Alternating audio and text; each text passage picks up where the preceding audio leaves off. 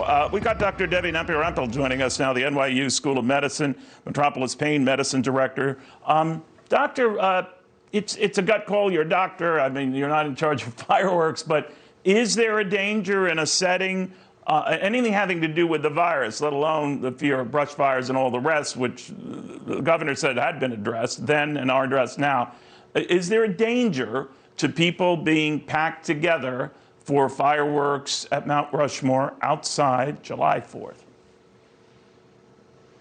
There's always a risk of catching the virus. I mean, when people are in a crowd, the question is whether it's acceptable or not, but people have a choice about whether to attend. And, ultimately it's up to the people who attend and up to the governor and up to the government there, the tribes and the local government, what they want to do.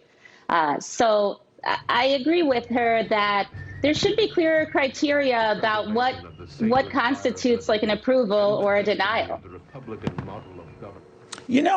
Or how it's being determined. I do get, right, but I get mixed messages from, all sorts of medical authorities on the mask thing, wear it, not wear it.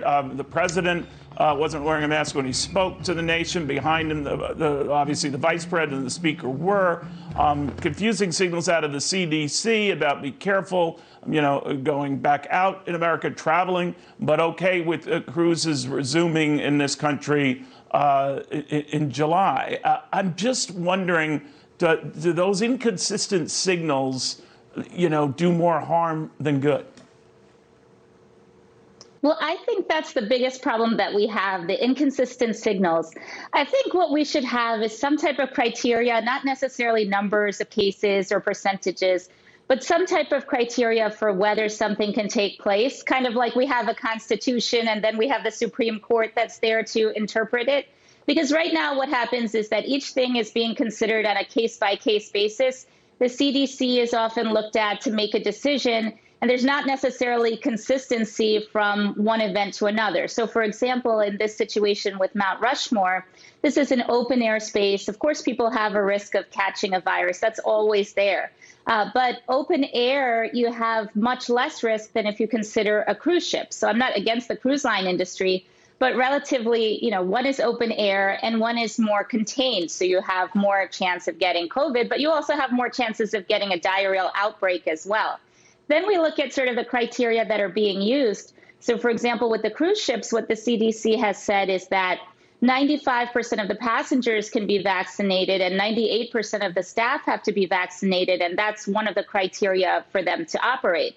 But then to me, that seems like an extremely high target. I don't know if that's realistic. So is that really allowing them to operate, or is that just in name only? Because if you say 95% of the passengers have to be vaccinated, this is one of the alternatives. If 95% of the passengers have to be vaccinated, that's pretty much the same as a vaccine passport, which the Biden administration has said that they are not in favor of, especially when there's a disparity in terms of the distribution of the vaccines. And if you think about the staff, that's the same as saying, essentially that the staff has to get vaccinated. Or if you think about the cruise ship industry, where you have international staff as well, we have a lot of countries that are not able to administer the vaccine, especially if you think about India or all the 92 countries that it has promised to supply and the countries that it has already supplied. So are you trying to promote American jobs, or is this just another inconsistency, as you mentioned? All right.